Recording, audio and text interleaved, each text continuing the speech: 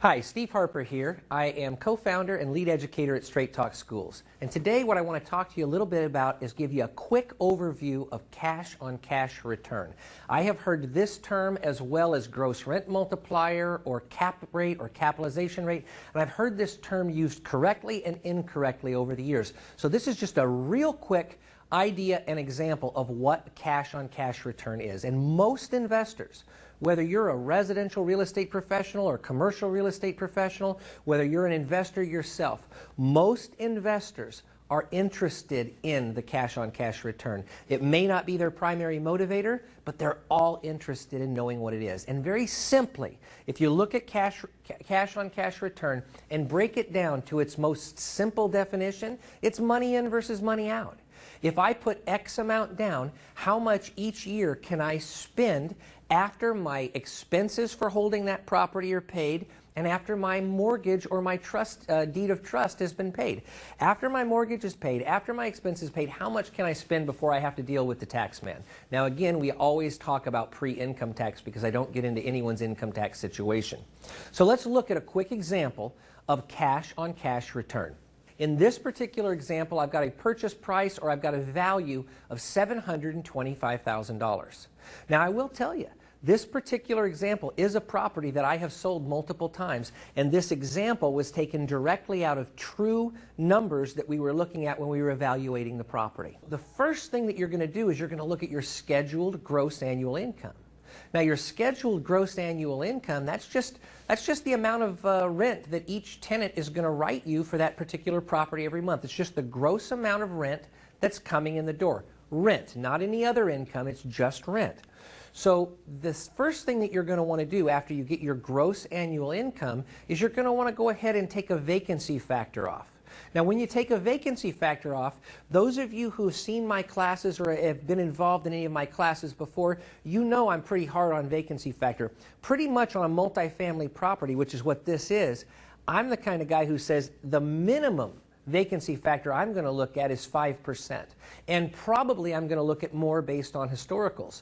Now, I get into much more details of the hows and whys of that into my classes, so if you haven't seen those, you can certainly look for them. But otherwise know that in this particular case, I'm applying a 5% vacancy factor, which is the lowest factor I would ever take off of a multifamily property while I was analyzing it or I was looking at it for a potential investor. So the first thing you're going to do is throw the vacancy factor at it, convert it to a dollar amount, and then subtract that from that scheduled gross annual income. Now that's going to give you your effective gross income. In this case, when you do all of that, your effective gross income comes in just under $96,000 at $95,760. Now you're going to look at your operating expenses. When you look at your operating expenses, all that is that's just basically your property taxes, your maintenance, your insurance, everything it takes to operate that. If you've got an on-site manager, that's going to come in there.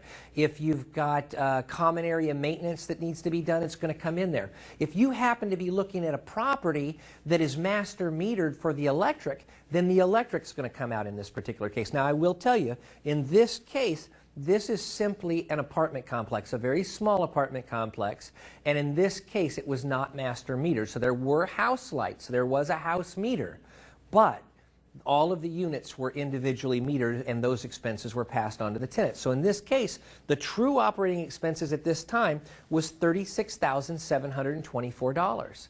Now that's going to give you your net operating income. Also, for those of you who've been through my classes, you guys know I go deep into net operating income. But the net operating income is what your cap rate would be figured on. Now, I'm not going to go into any of that today. All we're going to talk about is cash-on-cash return.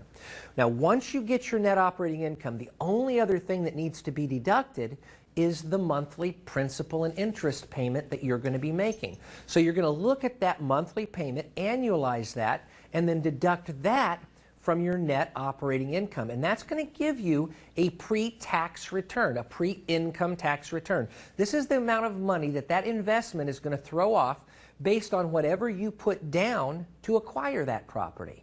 So what we want to do is we want to look at that as a number, which is really what everyone's concerned with, but it's also probably a good idea to apply a percentage rate based on the amount of money you put down or based on your investment so you can see how well your investment's doing just from the cash-on-cash return perspective. We did put a 25% down loan on this particular piece of property, so it was a 75% loan to value that we took. We came out of pocket for about $181,250.